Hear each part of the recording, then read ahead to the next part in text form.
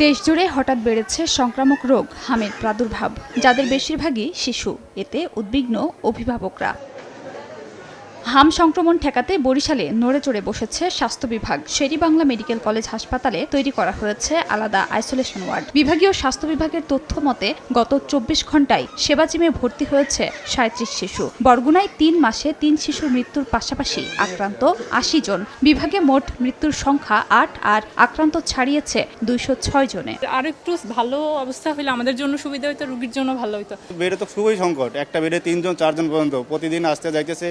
Rajshahi medical college হাসপাতালেও হাম নিয়ে ভর্তি ৪১ শিশু আর উপসর্গ নিয়ে চিকিৎসাধীন শতাধিক। ২৪ ঘণ্টায় মৃত্যু হয়েছে এক শিশুর। হাসপাতালটিতে ৩টি ভেন্টিলেটর দিয়েছে স্বাস্থ্য মন্ত্রণালয়। এ সময় স্বাস্থ্যসেবা বিভাগের সচিব কামরুজ্জামান চৌধুরী বলেন, টিকা কিনতে ইউনিসেফকে ৬০৪ কোটি টাকা পরিশোধ করেছে সরকার। ইতোমধ্যেই আমরা ৬০৪ কোটি টাকার টিকা ক্রয়ের জন্য ইউনিসেফকে পেমেন্টও করে দিয়েছি।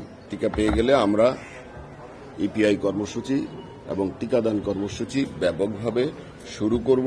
ময়মনসিংহ মেডিকেল কলেজ হাসপাতালেও চালু করা হয়েছে আইসোলেশন ওয়ার্ড। ২৪ ঘণ্টায় নতুন ভর্তি ১০ জন সহ মোট চিকিৎসাধীন ৭৮ জন। ২ সপ্তাহে মোট ভর্তি হয়েছেন ১২২ জন। এদের মধ্যে মারা গেছেন ৫ জন। সর্দি জ্বর, এরপরে মনে করেন শরীরে গীতা হয়েছে, এরপরে মুখে ঘা হয়েছে। এখন আবার এনায়া ভর্তি হয়েছি, এখন হাম জ্বর। মিজলসের কারণে হয় কি আপনার রোগ প্রতিরোধ ক্ষমতা কমে যায়, সেক্ষেত্রে আপনার নিউমোনিয়া, ডায়রিয়া বা অন্যান্য রোগগুলোর প্রাদুর্ভাবটা বৃদ্ধি পায়। দেখা গেছে মিজলসের না যতটুকু খারাপ হচ্ছে তাতে শ্বাসকষ্ট বা অন্যান্য সমস্যার কারণে তাদের অসুবিধাটা বেশি হচ্ছে।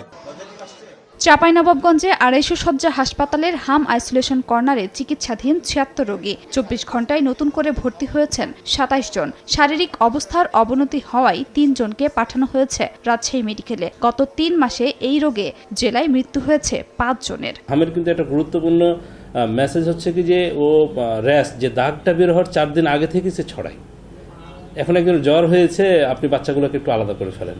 নওগাঁয় ৪১ রোগীর মধ্যে ল্যাব টেস্টে ৮ জনের হাম শনাক্ত হয়েছে। এর মধ্যে চিকিৎসাধীন অবস্থায় ঢাকায় মারা যায় এক শিশু।